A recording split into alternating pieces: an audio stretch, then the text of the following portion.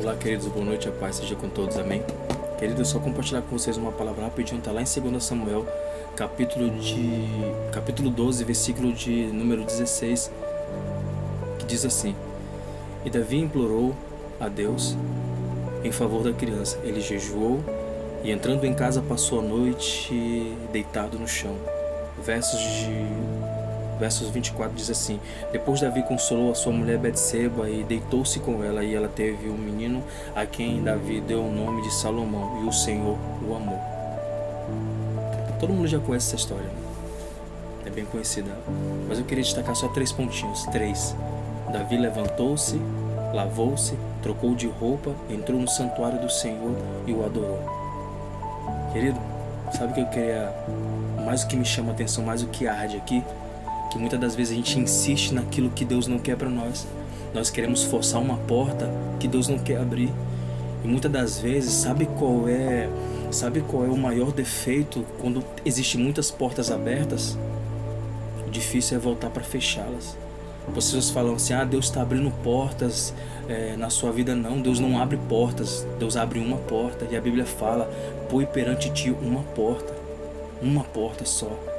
E a porta que é em Deus, você metendo a mão na maçaneta, você entra por ela e vai abrindo outras e outras e outras, mas é uma única porta.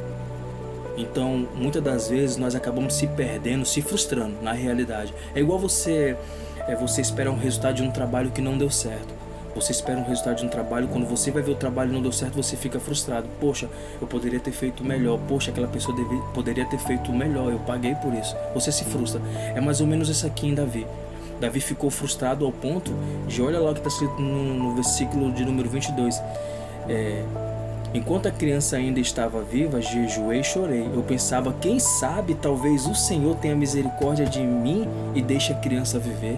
Querido, existe um não que vem de Deus. E esse não, quando vem de Deus, ele edifica, ele traz vida, ele traz cura, ele traz milagre. O não de Deus não é aquele não que nós escutamos das outras pessoas, que a gente fica, poxa, meio chateado, ele falou não para mim. Mas o não de Deus, ele acaba te destruindo por dentro, mas ele acaba gerando uma vida. Ele acaba gerando uma esperança, sabe por quê? Porque quando Davi viu que Deus não era um Deus de negócio, mas sim um Deus vivo, um Deus verdadeiro, a gente vê isso no verso de número 24, que diz assim: Depois Davi consolou a sua mulher Betseba e deitou-se com ela, e ela teve um menino a quem Davi deu o nome de Salomão, e o Senhor o amou. Se eu fosse colocar um texto sobre isso, eu colocaria aí: continue de novo, agora do jeito dele, do jeito de Deus, do jeito do nosso eterno, do jeito do soberano, do jeito daquele que conhece todas as coisas, daquele que nada tá escondido, tudo está perante os olhos do Senhor. Então, queridos, são 3 pontinhos, 3, só únicos 3. Davi levantou-se, lavou-se e trocou de roupa e entrou no santuário do Senhor para o adorar. Interessante que quando ele faz tudo isso, ele se levanta, ele tira aquela roupa de lamento, aquela roupa de sofrimento, aquela roupa de dúvida, aquela roupa que trazia um peso de um luto. Ele faz tudo isso e entra no santuário do Senhor para o adorar. Por quê? Porque ele reconheceu que Deus já tinha sentenciado algo. Mas se a gente parar para analisar sobre a história de Davi, você conhece muito bem o que aconteceu. Porque aquela criança não veio à vida, mas depois Deus olhou para tudo isso. Davi teve um outro filho, colocou-se o nome dele de Salomão, e o Senhor o amou. Então olhamos para a nossa vida hoje e há muitas pessoas usam aquela frasezinha que diz assim: o cair é do homem, o levantar é de Deus. Não, querido, o cair é do homem e o levantar continua sendo do homem. Sabe por quê? Porque se nós não reconhecermos que nós somos falhos, pecadores, Deus não vai descer do céu e fazer a segunda morte de cruz, porque Ele fez uma única morte de cruz, e nós sabemos e reconhecemos isso, que por um Adão, em Gênesis, entrou o pecado, por segundo Adão veio vida. Aquele que venceu a cruz, aquele que pisou na cabeça da serpente, aquele que já venceu tudo por nós na cruz. Então hoje o nosso dever é o quê? Ser obediente.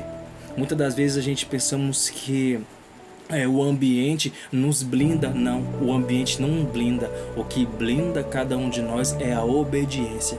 Então seja obediente. Eu já errei muito na vida, eu caminhei muito errado na vida, e hoje batalho para que todos os dias eu venha fincar fincar a estrutura da minha casa espiritual, da minha família em Cristo Jesus. E todos os dias nós estamos entregue à morte. Todos os dias nós estamos ali batalhando, dizendo não, não, não, não. Senhor, não consigo. Senhor, me dá força. E a Bíblia fala: aquele que quer vir após mim, negue-se a si mesmo, tome sua cruz e siga-me. Então é nóis, valeu, muito obrigado, fica com Deus.